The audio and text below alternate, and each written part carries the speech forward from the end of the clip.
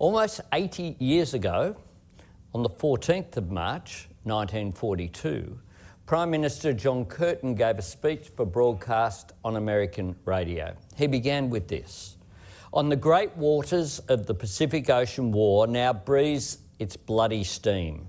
From the skies of the Pacific pours down a deathly hail. In the countless islands of the Pacific, the tide of war flows madly. For you in America, for us in Australia, it is flowing badly." Now, Curtin was not one for doomsaying or hyperbole. Truly, they were the most fearful days that our nation has known. 8 decades later, Labor still looks to Curtin, not just to salute his strength of character or his sacrifice, but because Curtin's famous 1941 declaration that Australia looked to America was deeper than a statement of wartime necessity. It was an assertion of Australia's right, and indeed Australia's responsibility, to act in our own interests, to make our own alliances, to decide our place in our region for ourselves. And through 80 years of change, that principle of sovereignty has remained at the core of Labor's approach to our foreign policy and our defence policy. Whether in government or in opposition, we treat national security as the first priority, with our national interest at its core. Under my leadership, Labor offered bipartisan support for the Defence Strategic Update 2020, as well as for AUKUS and the acquisition of nuclear-powered submarines. We have engaged constructively and supported a range of national security legislation covering issues such as cyber, critical infrastructure, intelligence and law enforcement. We have continued our long-standing bipartisan approach to the work of the Parliamentary Joint Committee on Intelligence and Security. For Labor, national security is above partisan politics, and fundamental to our national security is our national resilience. As all of you at Lowy understand, Australia's national security is bound up in so much more than our defence capability, critical as it is. In the complex, interconnected, rapidly changing strategic environment of the 2020s, national security also means cybersecurity, energy security, economic security, and of course, environmental security. Keeping Australians safe means planning for global shocks, be it conflict, pandemic, financial collapse, or environmental disaster, and investing in the country's capacity to adapt to crisis, building the resilience and resolve to ensure we can come through challenging times together. That's the other vital element of the resilience that underpins our national security, our unity as a country. Our allies and partners around the world are rightly describing Russia's unprovoked attack on Ukraine as an assault on the rules-based order that has stood since the creation of the United Nations. Russia's actions are also an attack on the values free nations hold dear: representative democracy, the rule of law, the right to live in peace. Just as we have long viewed it as Australia's responsibility to join in the defence of those principles and values when threatened abroad, it is also our duty to protect and nurture them right here at home. The health of our democracy, the integrity of our institutions, the transparency and fairness of our laws, the harmony and cohesion of our population, these aren't just noble ideals. They are a powerful defence against the threat of modern authoritarianism. Because behind authoritarianism's reliance on disinformation, crude nationalism and false nostalgia, and its insidious appeal to the disillusioned and the disenfranchised, is the implicit and explicit sometimes argument that democracy, diversity and progress have failed us. It's why measures to strengthen faith in our institutions and our democracy, including our commitment to a National Anti-Corruption Commission, are so important in building national cohesion. In a very real sense, I see our determination to be a government that delivers on its commitments and brings the country together as a key element of ensuring a stronger and safer Australia. Three key principles that are at the heart of Labor's national security policy. 1, defending Australia's territorial integrity. 2, protecting our nation's political sovereignty from external pressure. And 3, promoting Australia's economic prosperity and social stability with sustainable growth, secure employment and a unified community. This means preventing threats to our borders, our people, our infrastructure and, of course, our institutions. Protecting the democratic institutions so central to the expression of our sovereignty. Building and maintaining a strong economy, resilient supply chains, and the skills, technology, infrastructure and industries to make more things here in Australia, securing our self-reliance. These are all part of our plan for a better future. A Labor government will achieve these objectives and build a more secure, resilient Australia by 1, supporting a stronger Australian Defence Force.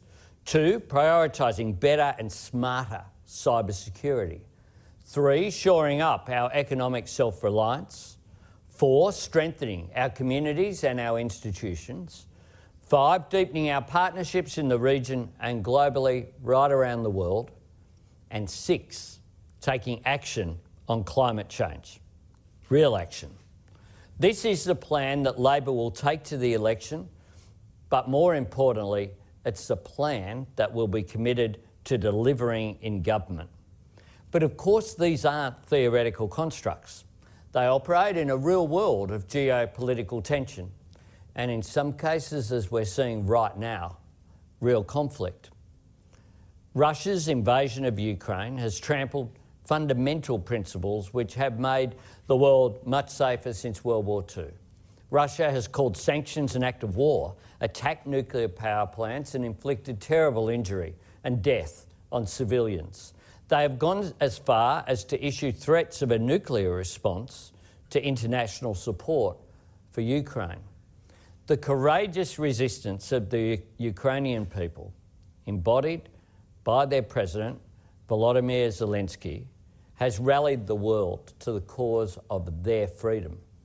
And Russia's ruthlessness has only served to strengthen the resolve of our allies in Europe, the United States, and around the world. But we know Russia is not without friends, and one of those friends is China. China has failed in its special responsibility as a permanent member of the UN Security Council while offering Russia relief from sanctions. Just weeks before the invasion of Ukraine, China signed a no-limits friendship with Moscow. There are many reasons to be concerned about such a friendship, particularly in light of China's growing assertiveness in our own region. Both at home and in its international posture, the China of Xi Jinping has demonstrated a harsher authoritarianism and a more strident nationalism. This has manifested itself most recently in a takeover of Hong Kong, repression of human rights in China, and the militarisation of the South China Sea. More broadly speaking, Australia still faces threats such as foreign interference, espionage, terrorism, organised crime and cyber attacks, all while the world continues to grapple with the global pandemic. These vulnerabilities are often exploited by autocratic countries seeking to increase their power. We know as well that not all threats are external. As ASIO Director General Mike Burgess points out, ideologically motivated extremism is on the rise in Australia and now accounts for 50%, half, of ASIO priority domestic counter-terrorism caseload. And amid it all, the clock keeps ticking relentlessly on climate change, something that we're seeing right now in northern New South Wales, here in Sydney, and in Queensland. A threat with serious direct implications for the security and well-being of Australians and our region. It is more important than ever that we chart a clear long-term course for Australia that can sustain maximum bipartisan consensus. We need to look to the next 30 years, not just the next 3. Our national security interests should transcend the partisan divide. The brave men and women who serve in our Defence Force, our intelligence and law enforcement agencies, deserve that stability and clarity from their government. That extends to how we equip and resource our military. A defining characteristic of this Liberal national government is an enduring focus on announcements, but not on the delivery of them. In the 2009 Defence White Paper, the Rudd government outlined the need to change the force structure of the ADF to enhance our nation's naval capabilities. Yet here we are, nearly a decade after the Liberal Party was elected, and still no actual progress. Billions of dollars wasted on the French contract, after a production line of no less than 6 defence ministers in this government, and 2 goes at landing on a model, first in Japan, then France. We now have no contract for any submarine, and a looming submarine-shaped capability gap. And it leaves the next government with another repair job, healing the wounds inflicted on the Australia-France relationship, not forgetting, of course, the earlier damage to the relationship with our other close partner, Japan. The entire episode is the greatest defence procurement disaster we have ever seen in this country. Unfortunately, it's not the only procurement fumble. The future frigates are $15 billion over budget. Think about that. $15 billion over budget and delayed into the next decade. There's now concern they might be too heavy and too slow. That's the defence evidence before Senate estimates.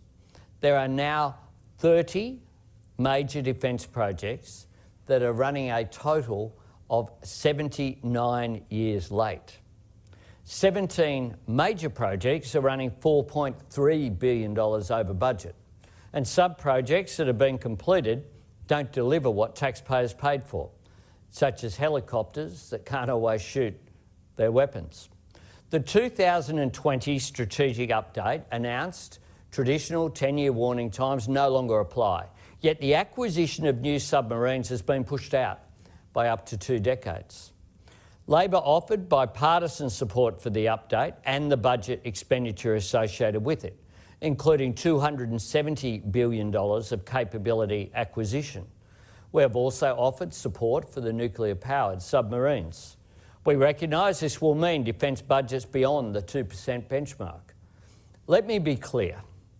Labor will ensure that defence has the resources it needs to defend Australia, as well as to deter potential aggressors. It is unwise to discuss specific defence acquisitions from opposition, where we do not have the detail of the benefit of detailed advice from all of the experts, and I won't try doing this today. But what I can say is that it will be incumbent on us to deliver a frank assessment of our capabilities and a pipeline once we arrive in government. For instance, we'll consider whether Tomahawk missiles can be fitted to the Collins-class submarines, something that's been suggested by defence experts as a practical way of making a difference right now in the next few years. We will review progress of the frigates project and explore whether our naval power could be bolstered through upgraded weapons on the Arafura-class offshore patrol vessels or through additional Hobart-class air warfare destroyers. We would also work with Defence and those experts who've identified the need for government to quickly increase Australia's strike capabilities. We'll deepen our regional defence cooperation with close partners, including Japan, India, Singapore and others, to bolster our joint capabilities, shape our strategic environment and uphold the rules of the road.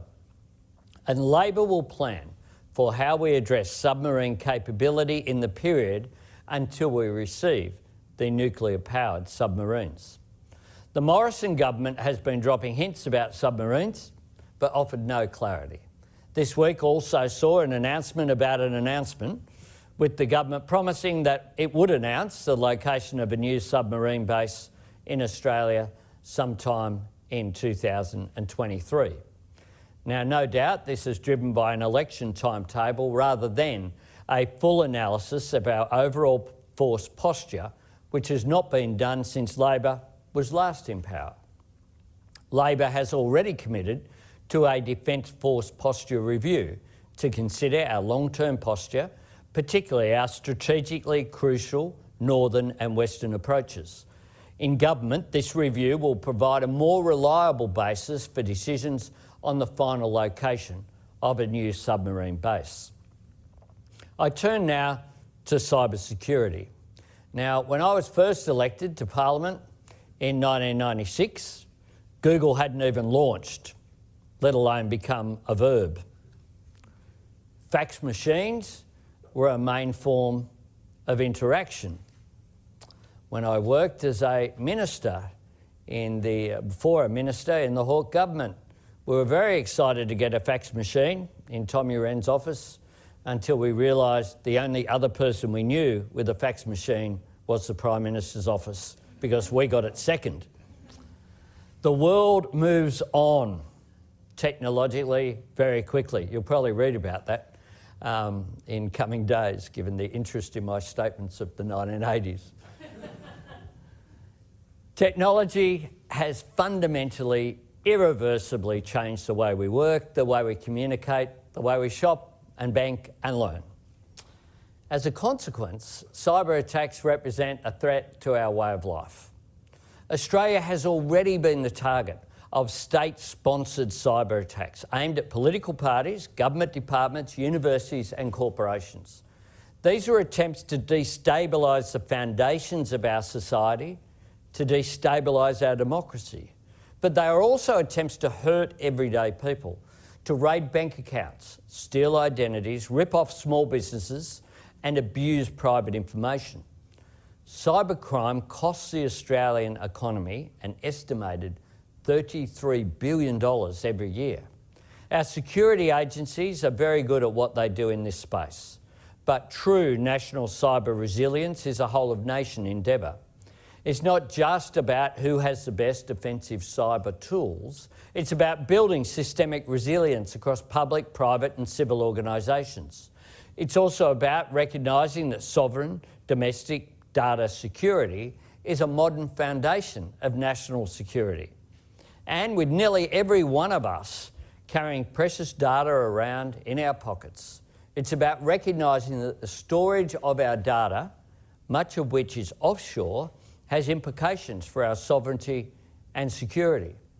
For some types of data, appropriately securing it may require mandating that it be kept here in Australia.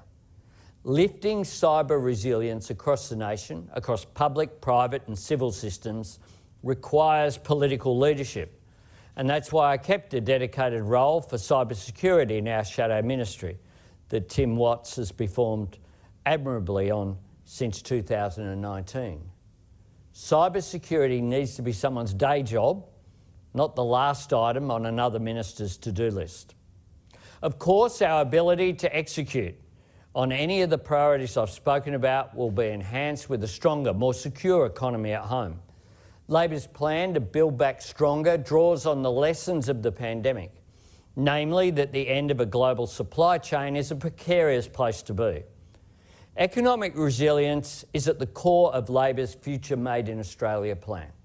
Building up our capacity for making things here leaves us less vulnerable to economic coercion and global shocks. By ensuring we make more of what we strategically need, the less we are hostage to global supply chains. I've already announced several elements of this plan, including its centrepiece, our National Reconstruction Fund. We've also released our Defence Industry Development Plan, which will sustain defence supply chains, develop our sovereign defence industry and encourage innovation in both defence and wider industry. Labor's plan for a national strategic fleet of Australian flag vessels will underpin security of supply for critical commodities like fuel. Labor will elevate trade diversification. Government needs to focus not just on new markets for our existing exports, but also work alongside business and unions to support the development of the future products and services that Australia will sell to the world. Of course, nation building is about more than economic strength. Democratic strength is also critical to our long-term stability and security. Our democracy faces new challenges from foreign interference and disinformation. At home, right-wing extremism is on the rise, fuelled by a mixture of social isolation and online echo chambers. Responding to this trend requires building the legitimacy and trust in our democratic institutions. Unfortunately, the Morrison government has waged a prolonged assault on accountability, dragging Australia down to its lowest level on record in Transparency International's Corruption Perceptions Index. The doctrine of ministerial responsibility has been comprehensively trashed, and the Prime Minister has reneged on his promise of a National Anti-Corruption Commission. I will deliver one. It is not just our institutions that matter. Social cohesion too will be vital to an effective response to these threats. In government, Labor will draw on our long tradition of support for multiculturalism and look to unite the country, not divide it. We will do this because it is right and because inclusion is a vital part of our democratic strength. Labor has always understood the need to work with others around the globe to support our security and economic strength and to shape the world for the better. Labor also understands creating stronger global partnerships requires rebuilding our diplomatic capability, including development assistance. Of course, our long-standing alliance with the United States is a central pillar of our foreign policy, and a Labor government will be an energetic and trusted alliance partner. This is why we give strong support to AUKUS and why we will make sure that the Quad delivers in our region. Penny Wong and I were recently able to underline this in person to Quad foreign ministers. We understand that such partnerships are crucial to Australia's interests, which is why we will strengthen our political, economic and military ties with India and Japan, as well as with regional partners such as Singapore, Malaysia, South Korea and Vietnam. We are committed to elevating our engagement with countries of Southeast Asia and ASEAN, building on our legacy as the party that secured Australia as ASEAN's first dialogue partner in 1974. Enhancing our bilateral relationships with Indonesia and India will be a priority.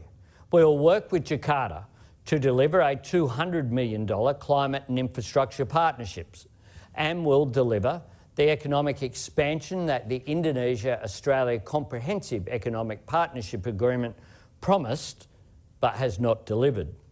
We also see New Zealand as a central partner in this regional effort. For too long, Canberra has preferred to talk at Wellington rather than realising the potential of our shared experiences. Our regional engagement is also critical to how we manage the China relationship. Our approach to the China relationship will be determined by our interests and our values, a commitment to international law, rules-based trade and respect for human rights, and bolstered by our regional partnerships and alliances. Labor's position on current questions of national security is clear and established.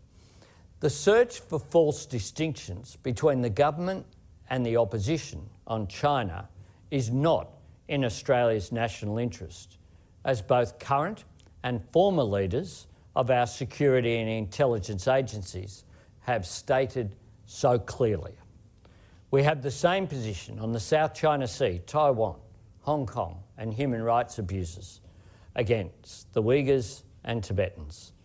I was a member of the Gillard government that brought US Marines to Darwin. And as Shadow Infrastructure Minister, I oppose the sale of the Port of Darwin. One area where Labor and the Coalition diverge significantly is climate change. Our allies, including the United States and the United Kingdom, understand that the global climate emergency is a direct threat to global security.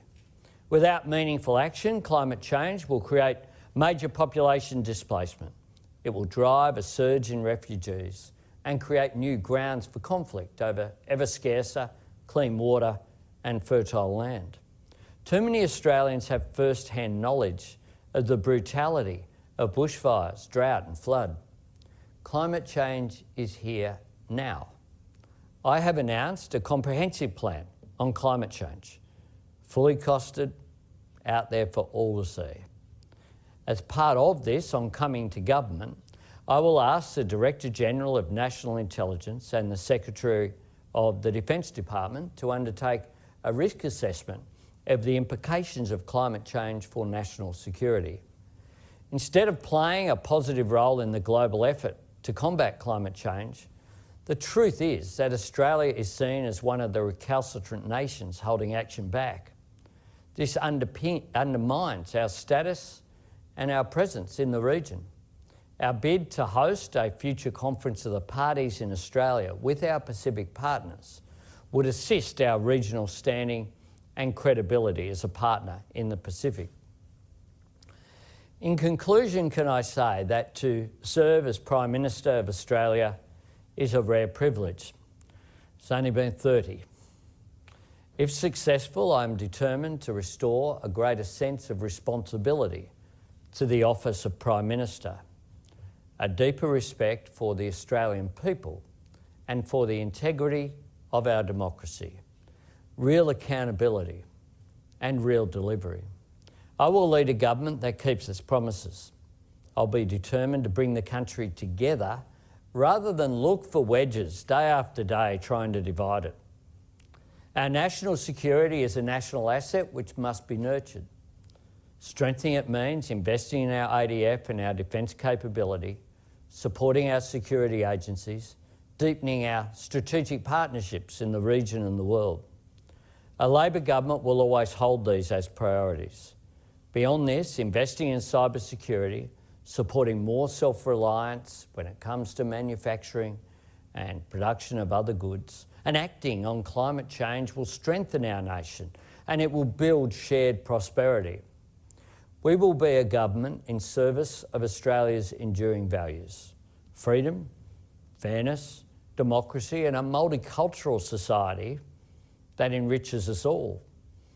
I've always thought that Australia, when you look at the faces around our great country, we can be a microcosm for the world that shows that people of different ethnicities, religions, backgrounds can come together and live in harmony.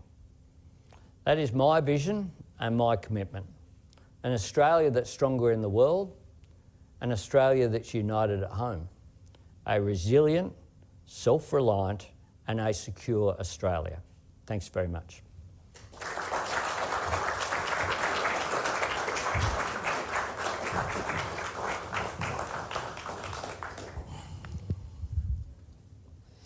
Well, Anthony, thank you for those wide-ranging remarks, setting out Labor's worldview and its agenda for government. They'll be read very closely here in Australia and abroad over coming weeks. So thank you very much. And thank you also for agreeing to have a conversation with me and take some questions from our audience in the room and online and media. Let me go back in time a bit, if I can. You've served in Parliament since 1996. You've been in politics for longer than that. You've seen all of Australia's recent PMs up close. From a foreign policy perspective, who among them have you really admired?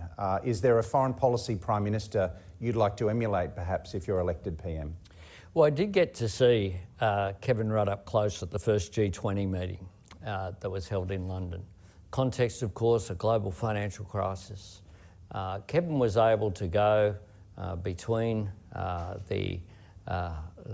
President Obama, the Chinese delegation, all the countries there, to try to get some common interest. And one of the things I witnessed there was firsthand, saw Australia punching above our weight. And I saw as well the context for that was that I did attend 2 of the UN Framework Convention on Climate Change conferences in 2005 and 6 in Montreal and in Nairobi. And the difference in terms of Australia's standing when we were part of global effort rather than in the naughty corner, refusing to ratify Kyoto, was really evident to me on that frame. I think also that the relationship that Julia Gillard forged with President Obama in particular was extraordinary. It led to Julia addressing Washington in what was a celebrated address, and I think a great honour for our country.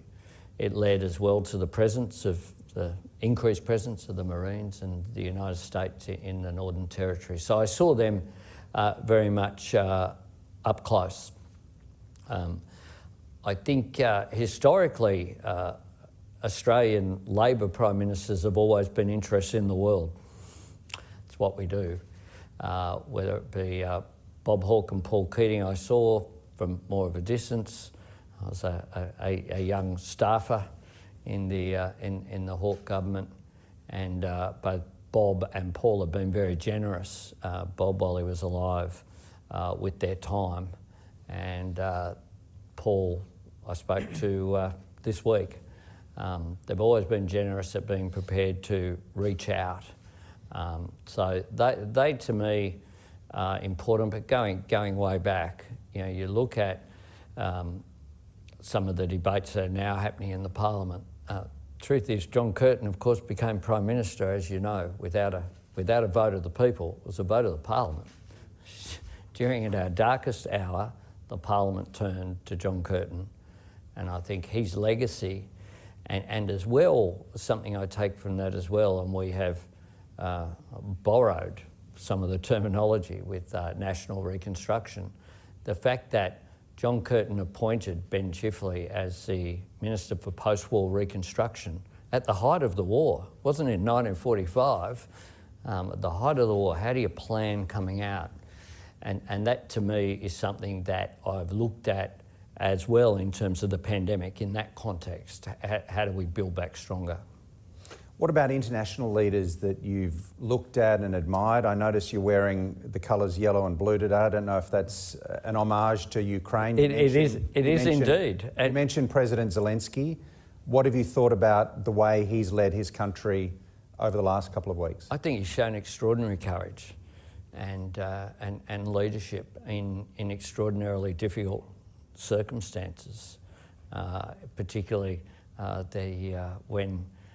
when asked about whether or what he needed, you know, he called for arms, send ammunition, and it's very clear that they're up against a much greater military machine in Russia, but they are defending their sovereignty, their democracy, and it is quite inspirational, I think, and what we're seeing as a result of that courage is some real positives in terms of the European Union acting in a cohesive way, NATO, Western democracies all coming together, and the Australian people, I think that they have, because of that, just extraordinary grassroots support, not just amongst leaders, but I think it is quite inspirational.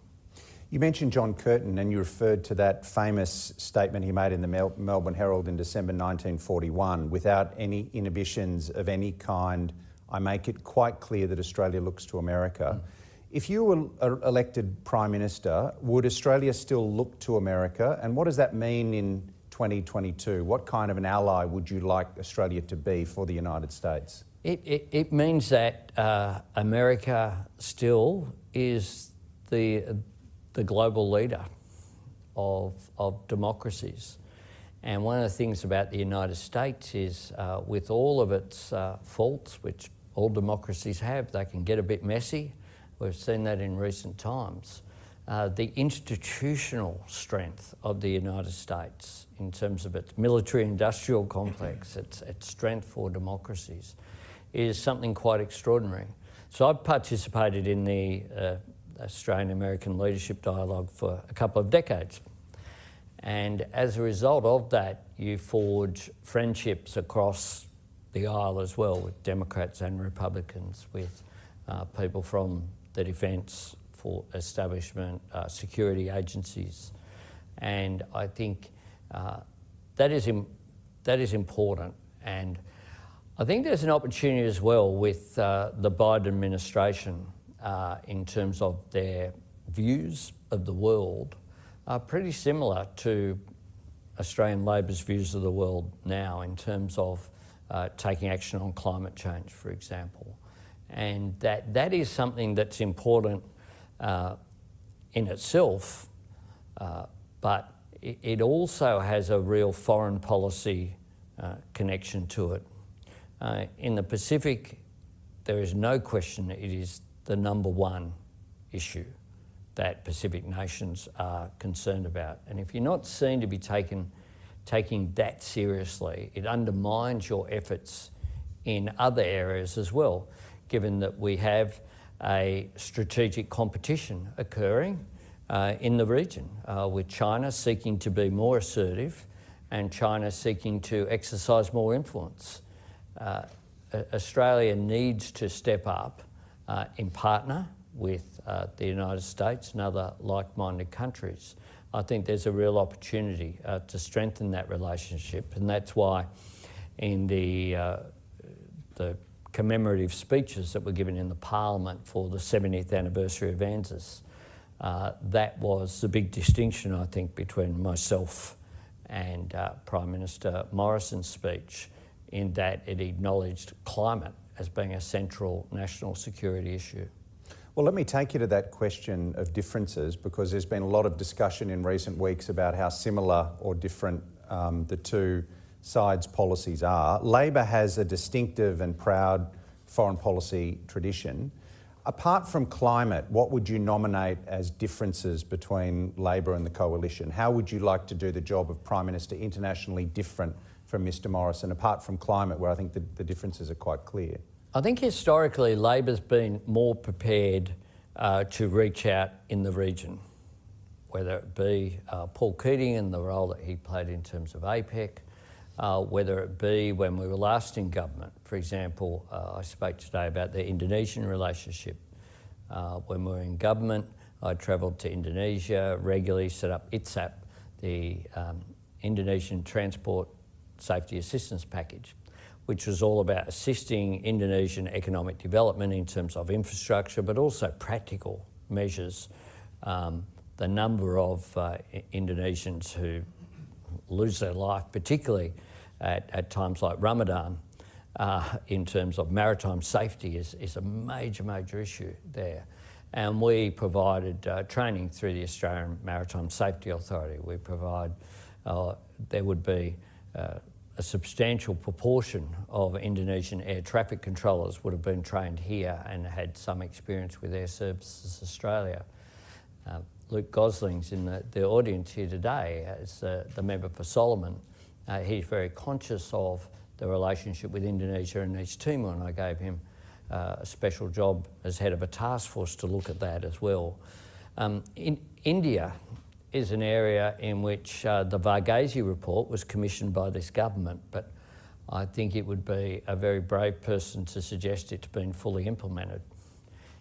There are enormous opportunities for growth in the region, and even if you look at the economic opportunities that are there, where there's a synergy between security in terms of energy security, action on climate and foreign policy objectives, and our own national economic objectives as well, a project like powering Singapore with the Sun Cable project from Tennant Creek is an enormous example of whereby we can seize the opportunity that is there from the fact that we're in the fastest growing region of the world in human history, which has replaced our disadvantage in terms of the tyranny of distance from Europe and North America.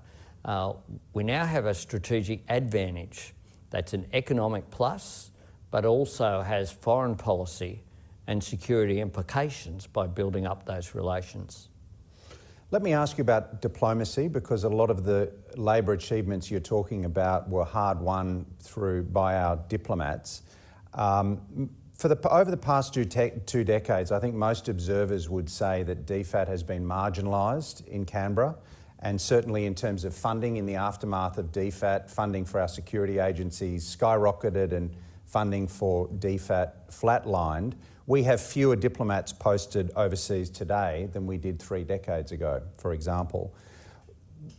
How would Labor put a renewed emphasis on diplomacy? Would you commit to spending more money on DFAT? Would you commit to expanding our diplomatic network in office? Well, Penny Wong has very strong views on this, and they might or might not be exactly the same as our Finance Shadow Minister. But one of the things that we've emphasised is there is a need to step up in terms of our diplomatic efforts.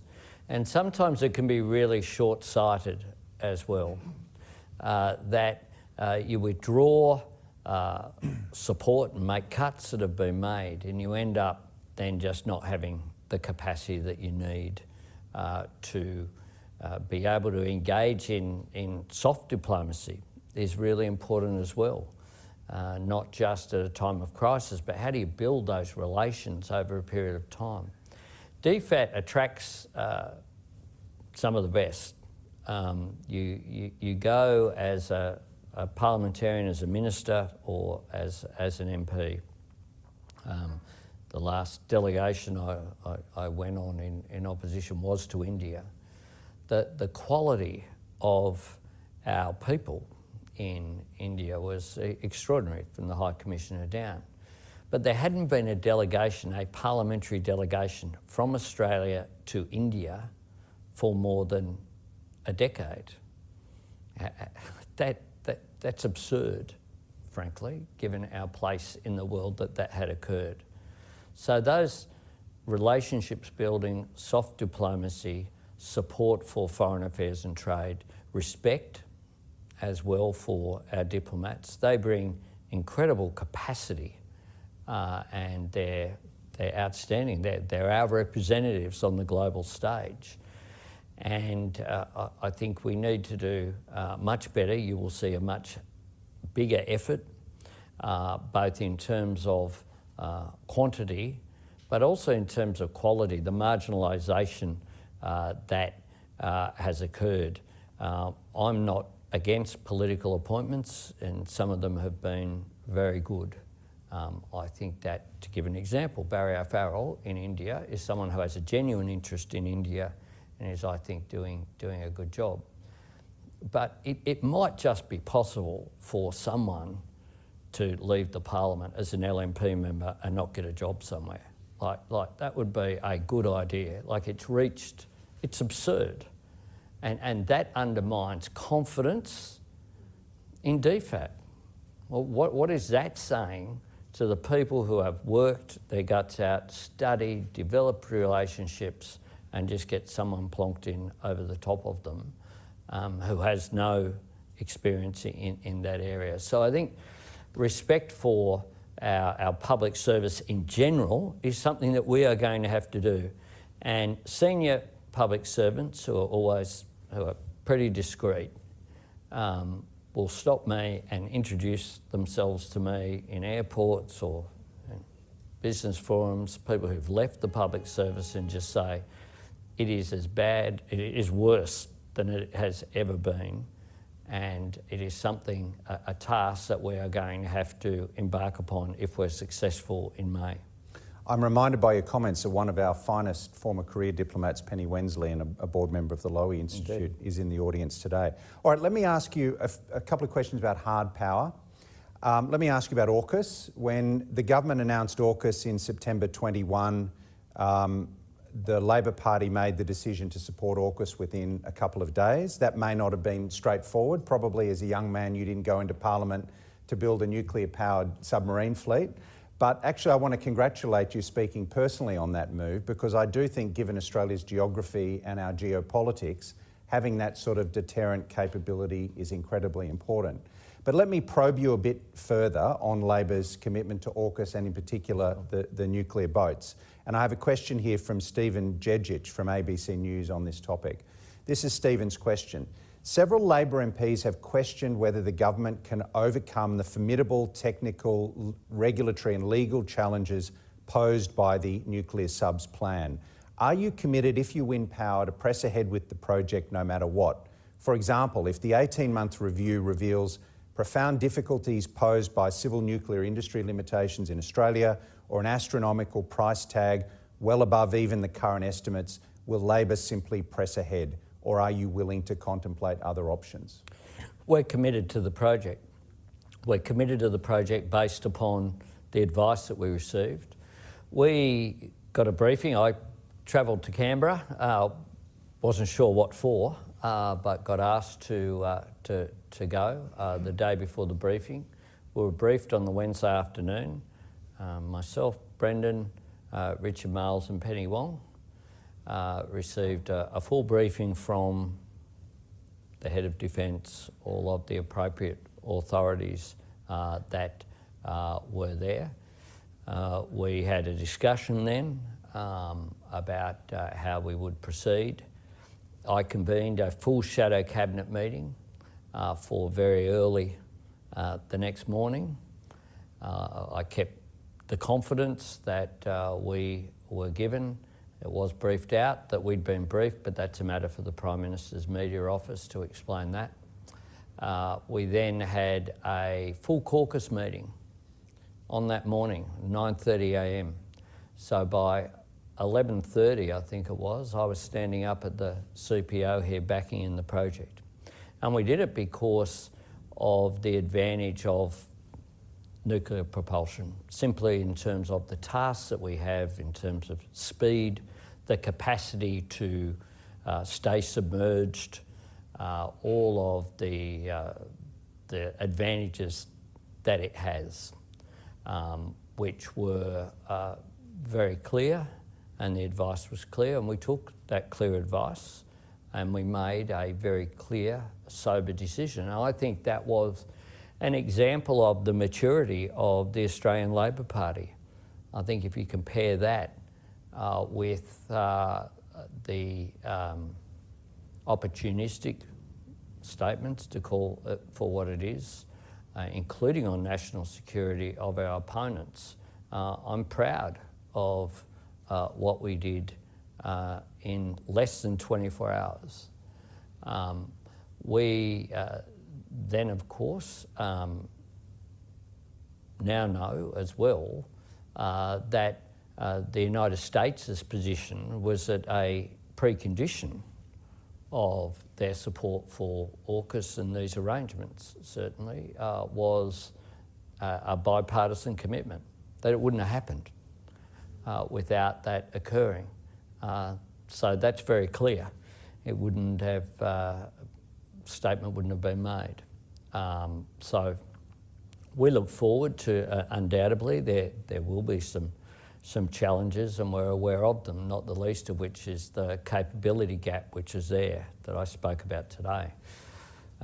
That's why, again, we would, if we're successful in government, look at more immediate issues. We need to look at our national security within the 10-year timeframe, as the strategic update indicated in 2020.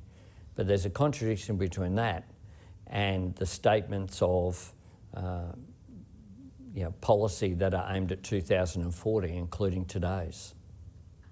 What about, I'm going to come to the audience in just 1 minute, but what about defence spending more generally? The government's criticism of Labor is that the last time you were in power, government spending on defence sunk to the lowest level since the Second World War. Now, you've committed Labor to spending at least 2% of the GDP on defence, But in government, quite rightly, you and your colleagues would also have lots of other priorities: social justice issues, climate change mitigation, post-pandemic recovery. How will you keep that tough commitment of at least 2%? Yeah, well, I'd make 2 points there. One is it's a triumph of spin over substance, the criticism of the former Labor government. The difference in spending was 0.03% between the Howard government period and the Rudd-Gillard government period. So from memory, I think it's 1.78 compared with 1.75. It might be 0.77 to 74, but it's 0.03 of a difference. That's the difference between the two. Secondly, in terms of spend, as I said today in my speech, and others have pointed out, including Greg Sheridan, you shouldn't get credit for spending money that doesn't produce anything. And that's what's happened. They have spent money on deals, Japan, France, other equipment that hasn't resulted in defence materiel being produced. So whilst this government has, it's true, spent money, the outcomes is the problem. The gap that's there between the announcement and the delivery. And they're always there up for an announcement. I mean, I find it interesting that there's another announcement today. The Prime Minister was here on this stage how many days ago? 2 or 3.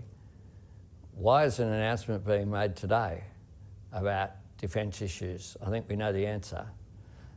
So, you know, we actually need to treat national security issues seriously and to be aiming at outcomes. And that will be what we will do. We are in an insecure world.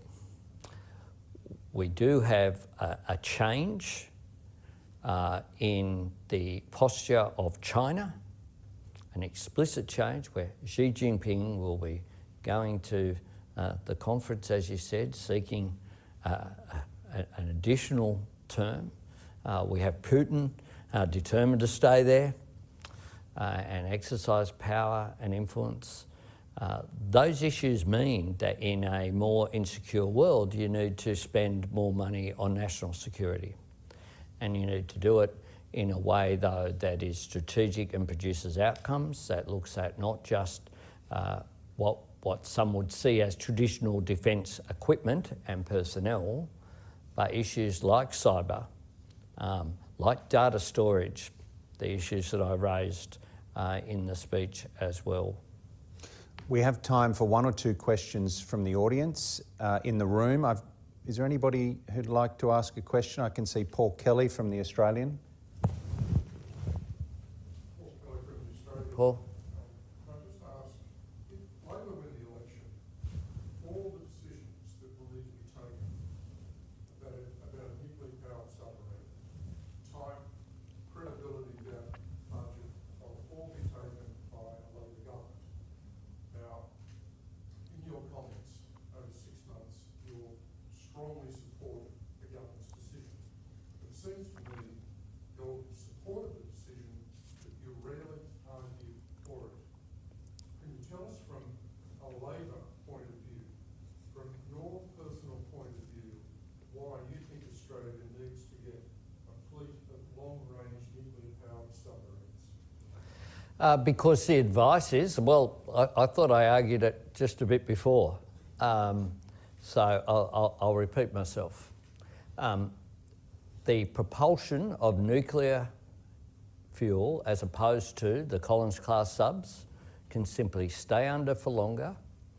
They are less observable, and some of the things we've received in briefing, but that's the technical term.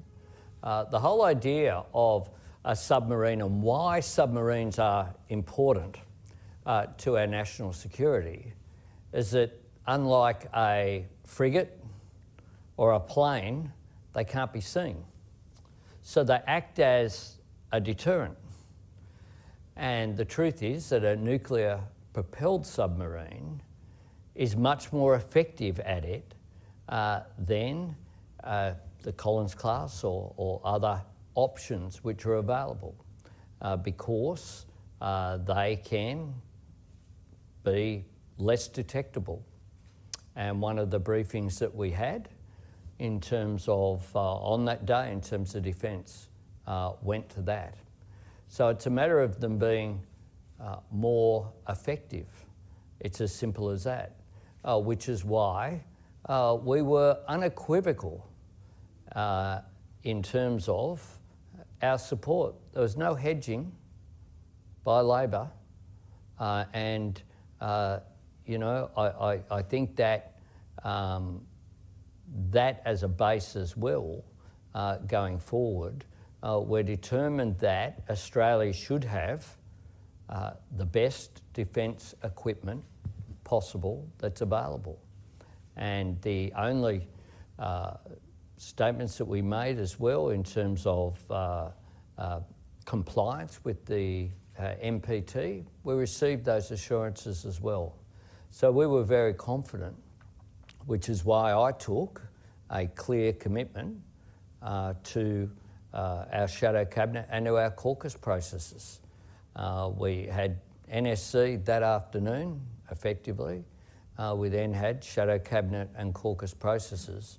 But I don't think, with respect, Paul, it's fair to say that your characterisation there is fair. I think we've been very clear, and we've been clear why. It's not because we think, you know, it's cooler to have a nuclear propulsion sub. It's because it's more effective. I'll take one more question from the room. Richard McGregor from the Lowy Institute. Thank you. You talked about your, I would say, alignment with a lot of the government's policies on China. You enunciated the reasons for that. But I wonder if you really think the government has handled this so well that there's nothing that we could do better. So my question is, what would you have done differently on China, and what will you do differently on China? Well, in terms of our views on, for example, the 14 points that were put forward, we would have been exactly the same for China or any other country for that matter, putting forward a list of demands. That's an attack on our sovereignty and was rejected, and the government was right to reject it. We will continue to stand up for Australia's values. China has changed. It is not under the Labor government that welcomed Xi Jinping to the National Parliament and made the statements that were made at that time during that visit. But I'm not critical of Tony Abbott for that time. It was a different period. Labor also, if you look at the 2009 review that we did on defence, there was criticism at the time that was insensitive towards China because of the statements that were made. Not the case now. That review looks like it was pretty spot on at the time. I think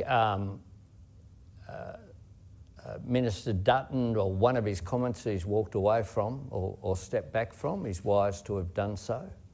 I support essentially the similar position that has been put forward by Kirk Campbell and others in the Biden administration. I think it's got it right about competition without catastrophe in the region is what we need to look for. And if there's a criticism I have of the current government, it isn't about any of the substance. It's about some of the political misuse that's occurred. National security issues should not be a plaything to try to secure domestic political advantage. And anyone who's seen, frankly, some of the absurd comments that were made by the government, particularly in the last sitting week of Parliament, and the attempted gestures and looking for a wedge, looking for a distinction, that is not in Australia's political interests. It's just not. And you had the extraordinary circumstance whereby, to their credit, the Foreign Minister didn't back in those comments, but nor did the Secretary of the Department of Defence, nor did the Director General of ASIO, nor did previous Director Generals of ASIO's ambassadors to Washington and others as well, called it out. It takes a fair bit for Dennis Richardson to make the comments that he did. It takes more than a fair bit for the current Director General of ASIO to have a couple of conversations about briefings and discussions that we had that appropriately should be, you know, in the vault forever, except that people were calling out something that just wasn't based upon the facts. And I receive briefings and get advice from not just the Director General of ASIO, but the heads of ASD and ONI and all of these agencies all the time, and cooperate with them.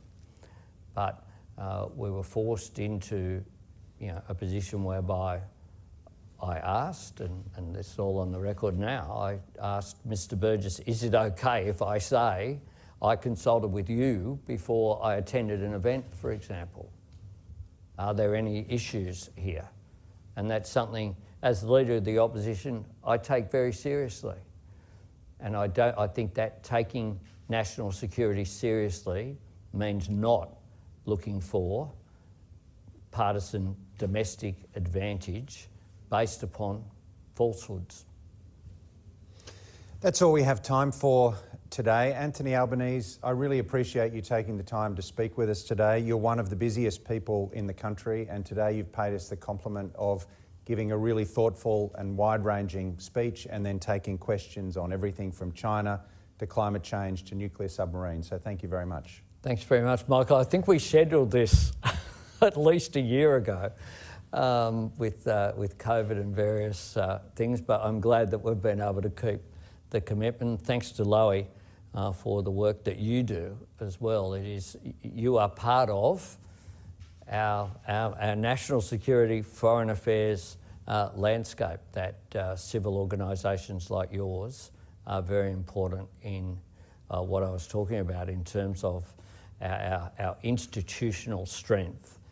Isn't just about government, it's also about bodies like Lowy. So congratulations for the work you do. That's nice of you to say, thank you. We did schedule it a while ago. We've probably both been looking forward to it almost as much as we have to the first South Sydney game on Friday in Brisbane. So indeed, thank you very much for keeping your rendezvous with the Institute. Thank you everybody who joined us here at Bligh Street and online. I'm confident that these issues will be aired more in the next few weeks. I'm also pleased to tell you that after 2 years of lockdown, Lowy Institute researchers are hitting the road again, and my brilliant colleagues and I will be in Melbourne and Canberra in the next month talking about some of these issues. So please join us at those events. But in the meantime, thank you again for joining us for this special event with the Opposition Leader, Anthony Albanese. Thank you very much and good afternoon.